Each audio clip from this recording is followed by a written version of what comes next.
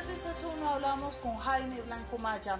Él es el testigo estrella del caso Drummond y es la pieza clave para que la JEP entienda los asesinatos de los sindicalistas de esa empresa, así como la financiación a las Autodefensas Unidas de Colombia. Desde 1996 a 2001, Drummond financió a la SAUC. ¿Cómo fue esa entrega de recursos? Bueno, eso se ha digamos, discutido mucho. Fue a través de un sobrecosto que tenía el contrato de alimentación que yo tenía con la multinacional. Ese sobrecosto se estableció la contratación y había un sobreestimado de un 10% que se le daba a los ilegales para que prestaran algún tipo de seguridad a la multinacional. Es decir, ¿cuánto representó ese 10%? Bueno, hay dos informes de policía judicial y un dictamen, que es una prueba técnica hecha por los forenses, los contadores forenses de la Fiscalía, y en los tres documentos se establece más o menos una sobreestimación o un sobreprecio del valor de $1.800.000. ¿Qué nos puede decir usted de la orden de hacer esos descuentos, de aplicar esos descuentos? ¿Cómo se dio? ¿Quién la dio? Bueno, el tema contractual, digamos, de iniciar el contrato, había una persona que fue la que me movió todo el tema del contrato, y una persona con mucho poder en la multinacional, era un gringo, que había sido CIA, el señor Jim Atkin. Él era, digamos, el jefe mundial de seguridad de Drummond y venía a Colombia a darle seguridad a los expatriados, o sea, a los extranjeros que estaban en el país. Él es una persona que durante toda su vida en la CIA siempre trabajó con grupos de derecha, en Chile, en Nicaragua, en todos esos sitios. Él como funcionario de la CIA trabajaba con grupos de derecha. Posteriormente él fue reintegrado a la CIA, no pudieron demostrarle esa participación y volvió a Colombia como funcionario de la embajada americana y asesoraba al ejército en la base de Tres Esquinas.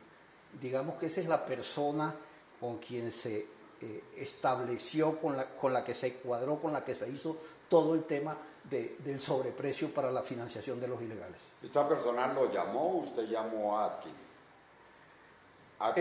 Yo lo conocí yo tenía un contrato con la constructora Norberto de Brecht, que era el contrato de la construcción del muelle de Drummond en Papare, y cuando yo tenía ese contrato lo conocí allá me hice amigo de él. Ajá. Y él es el que le dice que hagan todo lo de los sobrecostos, se reúnen con los paramilitares. ¿Qué es lo que pasa después de que se conocieron? A ver, este es un tema, hay que explicarlo. La primera cotización o la primera invitación que yo tuve para prestar el servicio se contemplaba de que el servicio se prestara dentro de la mina. Ellos están haciendo como un hotel dentro de la mina. Yo comencé a prestar servicio dentro de la mina. Pero en ese momento... A llevar desayunos, cosas así. Sí, todo. Había como un comedor, como un restaurante dentro de la mina, con toda la seguridad de la mina. Pero en una reunión, el gringo me dijo pues que por información de las autodefensas, habían establecido que los sindicalistas tenían algún tipo de contacto con el Frente 41 o 42 de la FARC y que tenían que salir a prestar el servicio fuera de la mina porque ellos no podían pernoctar en la mina por el tema de las dinamitas que ellos manejaban dentro de la mina, que era un peligro. Entonces, en ese momento yo salí afuera de la mina a construir un centro de producción donde realmente se desarrolló el grueso del contrato. En ese momento fue el momento preciso para establecer el sobreprecio de las autodefensas. ¿Había un antecesor en ese contrato del que tuvieron que prescindir? Como tal, no había un contratista fijo, porque la mina era muy pequeña, eso va creciendo a medida que el proyecto se va desarrollando. Habían unos proveedores en la loma, que eran unos restaurantes, donde ellos llegaban, con un vale comían y después Drummond recogía ese vale con un dinero. Eran 3 personas. De esas 3 personas había una, la señora Laura Suárez, que sí tenía un contrato con Drummond, un contrato, digamos, legalizado y por escrito con unas condiciones. Este contrato lo utilizó la Fiscalía y los otros contratos los utilizó la Fiscalía para establecer el sobrecosto que me dieron a mí en la alimentación. Cuando ya estaba listo el sobrecosto, ya hicieron todas las negociaciones, después, ¿cómo se le hacía la entrega de dinero a la Sauce? Bueno, este era un tema bien complicado porque a medida que el contrato iba creciendo, la cantidad iba creciendo. Entonces, generalmente a ellos se le entregaba una parte en provisiones, que el comandante del frente, Juan Andrés Álvarez, primero el Tigre y después Tolemaya, pues, y se le entregaba una parte en efectivo. Usualmente, el efectivo se le entregaba al Tigre, que era el comandante del frente Juan Andrés Álvarez, en un kiosco que quedaba en Cuatro Vientos, de un señor Benedicto Estupiñán. Yo mensualmente me encontraba con él y le entregaba su plata ahí. Este señor fue capturado porque a él lo vinculan con la desaparición de los investigadores del CTI que no han aparecido aún, y fue asesinado en la cárcel Modelo de Bogotá. Todo inició por protección, la alianza entre los paramilitares y Drummond. ¿Pero qué más ganó esta empresa al aliarse con la Sauce? Mira, Camila, en aquella época no podía hacerse nada en la zona sin el visto bueno de los paramilitares. Eran, digamos, el Estado. No había Estado de Derecho, el Estado eran los paramilitares. Entonces nadie podía hacer nada, sino el poder de esa gente era demasiado poderoso. Si tú te das cuenta, pues toda la clase política del Cesar estuvo pues inmiscuido en este tema con los paramilitares. Entonces, pensar que en ese momento se iba a hacer algo sin autorización de los paramilitares era casi imposible. Es decir, que todos en Drummond sabían que esta era la situación, que esto era lo que estaba pasando. No era algo a escondidas como han dicho los empresarios ahora. No, Drummond, todo el mundo lo sabía, todo el mundo sabía que yo era aliado de los paramilitares y era un contratista de Drummond. Eso no había que, todo el mundo lo sabía. Aparte de dinero, ¿qué otros beneficios obtuvo la Sauce directamente por esta alianza? Existen procesalmente una serie de declaraciones, a mí no me consta, de que ellos entraban a la mina y tanqueaban gasolina allá. A mí no me consta ni nunca los vi, pero pienso que ellos tenían algún tipo de manejo en la mina. En el caso mío solamente era un dinero que se le entregaba o en efectivo o en provisiones. ¿Y es verdad que estaban en los casinos armados y que las personas de la empresa denunciaron? Sí, eso ocurría cuando yo iba al casino, que era más o menos cada 15 días o cada 20 días, pues hacían presencia en el casino las personas de seguridad mía con algún tipo de arma. Eso era lo que ellos denunciaban. ¿Usted sabe cómo Drummond ocultó esta financiación a la casa matriz? Yo no tengo idea. Lo único es que la persona con quien yo arreglé la financiación me decía a mí que la casa matriz tenía conocimiento de lo que se estaba haciendo. Entonces, ¿cómo fue el papel de los exdirectivos y del actual director? Ellos están en este momento siendo procesados, pero el juicio no avanza. Pues ese es un tema, mira, ya hace 23 años y 8 meses que se produjo los homicidios de los sindicalistas, digamos lo que rompió de los 2 sindicalistas. A raíz de ese momento, la Fiscalía arranca una investigación esa investigación pues no ha dado, digamos, los resultados que debía dar en contra de los funcionarios de Drummond. En todas las sentencias que se han sacado durante estos 23 años, el juzgado 11 OIT dice que se le compulse copia a los señores de Drummond. Pues ellos son especialistas en dilatar, incluso pues están acusados, tienen acusación desde el año 2020 y a la fecha no ha arrancado el juicio. Volvamos a esa época. Los trabajadores denunciaron en su momento ante la Defensoría del Pueblo y la Procuraduría lo que estaba pasando. ¿Qué les dijeron en ese momento? ¿Qué pasó en esa época? Pues no pasó nada. No pasó nada y pues si de pronto yo tengo algún tipo de responsabilidad dentro de eso, porque las personas que aparecían en el Casino Armada eran personas de mi seguridad, pero no pasó nada. Pues se ignoraba realmente las peticiones que hacían el sindicato. ¿Por qué se asesinaron a los sindicalistas? Camila, yo ahora me he puesto a hacer unas investigaciones y he llegado a la conclusión de que había una sistematicidad para el asesinato de los sindicalistas. Entre febrero y octubre del 2001 acabaron con el sindicato. Asesinaron a Cándido Méndez, asesinaron a Balbore Locarno, asesinaron a Víctor Hugo Carcita y asesinaron a Gustavo Soler. 8 meses. En 8 meses acabaron con el sindicato.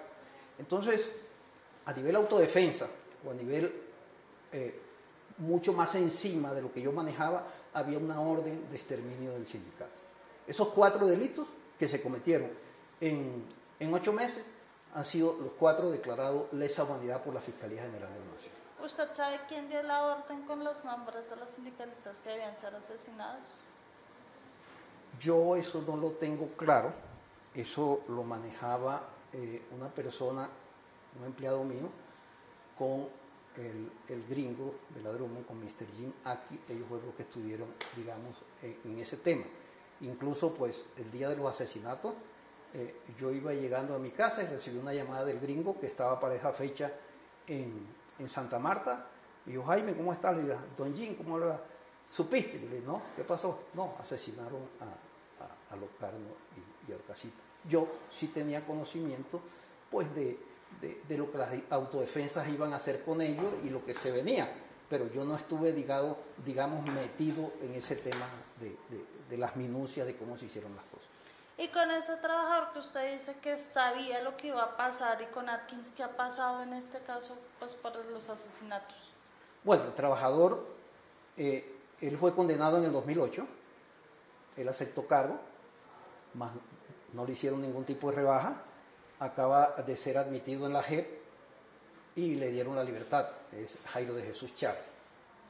Y el gringo, Mr. Jim Atkins, tiene una orden de captura de la Fiscalía General de la Nación, pero ya ese es un señor de 80 y pico de años, es un jubilado de la CIA, no creo que lo toquen, ¿no? Debe estar en Estados Unidos, entonces. Sí, está en los Estados Unidos y la información que tengo es que está muy enfermo. Ah, ok, perfecto. Porque si a la final lo que los paramilitares decían se hacía, pues para que acabar con la vida de los sindicalistas y nadie les paraba bolas. Ahí se manejan muchas cosas de información que tenían las autodefensas. Por ejemplo, dentro de las personas que se exiliaron, que pertenecían al sindicato, está Jimmy Rubio Hinojosa, quien era hermano de la jueza Marila Hinojosa, que asesinaron la autodefensa, pero era también hermano de La Toya, la compañera permanente de Simón Trinidad, que la mataron en unos bombardeos en el sur del país. Él llegó a trabajar con Drummond y terminó siendo tesorero del sindicato. Se decía pues que el sindicato estaba infiltrado por la FARC. Y eso era como lo que todo el mundo decía, y era pues, digamos, el caballito de batalla para que las autodefensas tomaran algún tipo de represalia. ¿Qué sabía de este plan del asesinato del señor Gary Drummond? La información que yo tengo del señor Jim Atkin es que el señor Drummond estaba al tanto de estos temas. Que yo haya hablado con él, ni decirte, no puedo decirte nada. Es decir, podríamos decir que Gary Drummond avaló que se hicieran. Eso es lo que dice, lo que me dijo a mí el señor Jim Atkin. ¿Hubo otros extranjeros involucrados en estos asesinatos? No. Solo el señor de la CIA y pues con la autorización de Gary Drummond. Perfecto. ¿Es verdad que los sindicalistas estaban implicados en las voladuras de los trenes? Eso era un comentario generalizado. Yo nunca tuve, digamos, acceso a una prueba o algo que me dijera. Pero eso era un comentario generalizado de que ellos financiaban la subversión. Incluso, pues, procesalmente hay un episodio donde en alguna oportunidad hubo un robo de 35 millones de pesos, entonces la misma gente decía pues que ellos habían hecho el autorrobo para llevarle esa plata al frente de la FARC, pero a mí no me consta nada de eso. Y el 7 y 8 de mayo de este año rindió su versión. ¿Qué información novedosa le entregó a la JEP? A ver, yo obtuve la libertad en el 21. En el 20 fui escuchado en las audiencias de verdad temprana que llaman la JEP, que son unas audiencias que uno hace pre-libertad, las cuales ellos hacen una contrastación y si lo que uno dice es verdad, pues le dan el beneficio de libertad condicionada. El eje vertebral de mi verdad es la financiación, y así lo digo, que la verdad mía va a ser sobre la financiación de una multinacional a un grupo al margen de la ley. Yo no he querido tocar otros temas con la JEP porque la JEP tiene un periodo de contrastación y hay cosas que si uno no puede probarla, pues por eso yo no he querido tocar ese tema en la JEP. Pero el tema mío en la JEP es financiación. Existe un cartel de falsos testigos que han recibido dinero a cambio de declarar en su contra. ¿Usted qué sabe al respecto de esto? Decían en ese artículo que supuestamente usted se había reunido con un abogado, Collinsworth, que le había hecho ofrecimientos de dinero. Cuéntanos su versión de esa noticia. Bueno, como te decía, el tema mío es financiación. Yo cogí y le entregué a la Fiscalía General de la Nación, dentro de las declaraciones, los documentos que soportaban la financiación.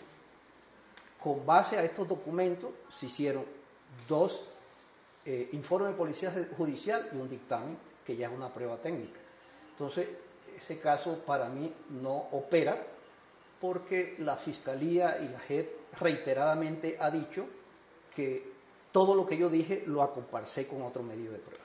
Entonces, precisamente estoy haciendo una carta al tiempo para que se rectifique en mi caso ese tema. En cuanto a las visitas del abogado Collinsworth, cuando yo fui detenido, allá llegaban infinidades de ONG y de personas a hablar conmigo.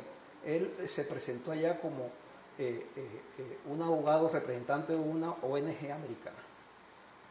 ¿Y en algún momento hubo un ofrecimiento de dinero o qué le dijo en las visitas que hizo Collinsworth? Eso está en la Fiscalía Quinta de Falsos Testigos.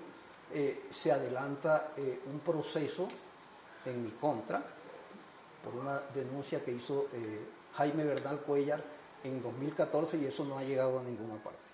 La semana pasada tuvieron un encuentro con las víctimas. ¿Cómo fue este encuentro?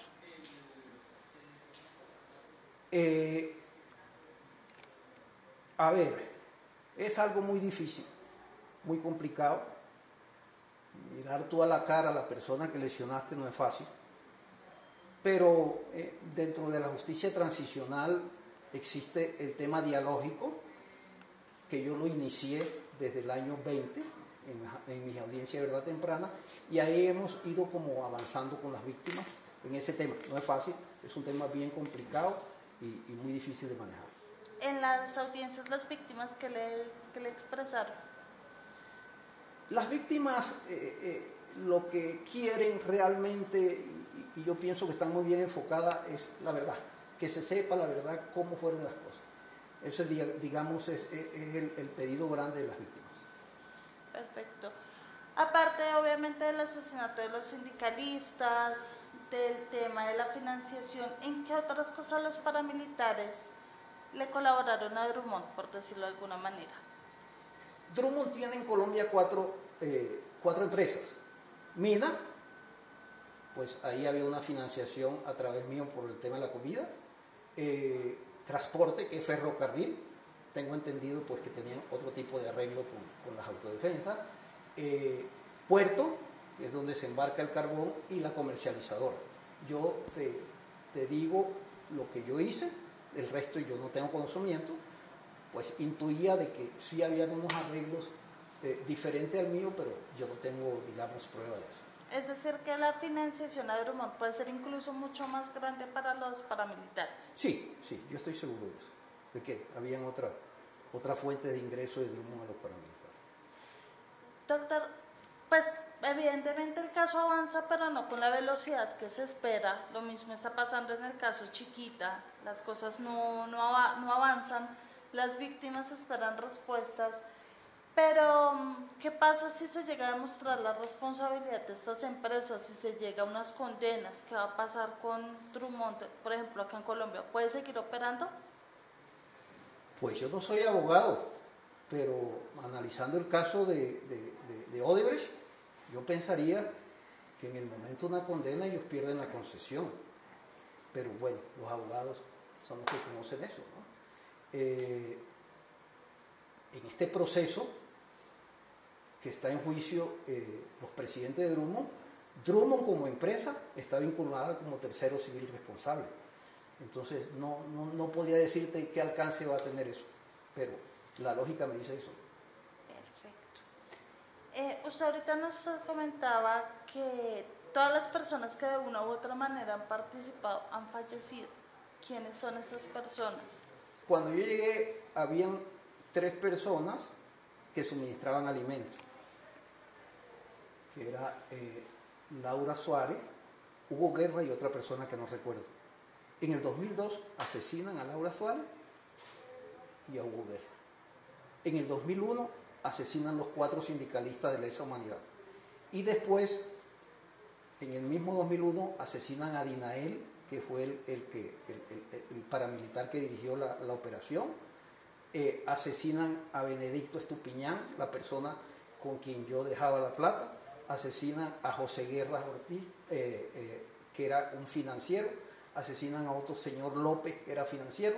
Y asesinan a un señor Pianeta, que era un secretario de Tolemayo.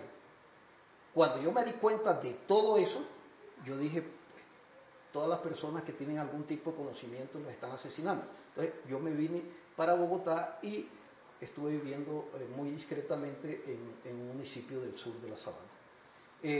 Durante ese tiempo tuve conocimiento de que iban a asesinar a Charly, la persona que yo te dije, Jairo de Jesús Charly, y me lo traje y lo protegí hasta que él fue detenido. Entonces ahí fácilmente son 11 personas que tuvieron que ver con el tema que han sido asesinadas. Aparte de eso, hay 2 personas que les ha tocado exiliarse en el exterior por el mismo tema. Todo eso tiene conocimiento la Fiscalía General de la Nación. ¿Qué hacían las 2 personas exiliadas? Eran dirigentes sindicales. Jimmy Rubio, quien se exilió en los Estados Unidos, ellos consiguieron irse a los Estados Unidos, y otro señor de apellido López. Okay. Y se fueron por estos casos específicos. No vamos porque no tenemos garantía y nuestra vida corre peligro, y se fueron al exterior.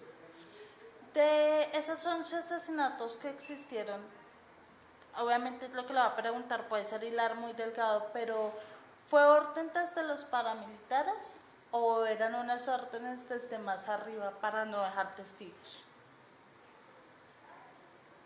No podría decirte, solo sé que en el caso de Benedicto Estupiñán, que fue la persona que recibió el dinero y que lo asesinaron aquí en la cárcel Modelo, Rodrigo Tobar estuvo en juicio por ese homicidio. No sé si lo absolvieron o lo condenaron, pero es lo único que sé yo respecto a eso. Jorge 40. Jorge 40, sí. Perfecto. Doctor, para finalizar, ¿qué le diría hoy usted a las víctimas? Yo sé que ya se ha reunido con ellas, pero ¿qué les diría? Yo le diría a las víctimas que me perdonen, que yo cometí un error grave y que yo estoy en este momento tratando de resarcir ese error con la verdad y que se llegue a los verdaderos responsables de lo que pasó. Porque sí es cierto que en mi caso existe algún tipo de responsabilidad u omisión. Yo no soy el responsable principal de esto. Hay que pasar la página. Yo sé que no es fácil perdonar cuando a ti se te lesiona un ser querido, pero desgraciadamente estamos en un programa de perdón, de reconciliación y de no repetición. Entonces, con el dolor del alma, con toda la sinceridad que yo tengo como persona, le pido a las víctimas que me perdonen, que yo estoy aquí diciéndoles la verdad para que por lo menos ellos puedan conocer la verdad en cualquier momento. Aunque Blanco Maya ha cumplido con sus compromisos ante la Jurisdicción Especial para la Paz, el juicio contra los exdirectivos y el director actual de Drummond no avanza en la justicia ordinaria. Además, 11 de los testigos fueron asesinados. Este es Noticias 1, la red independiente.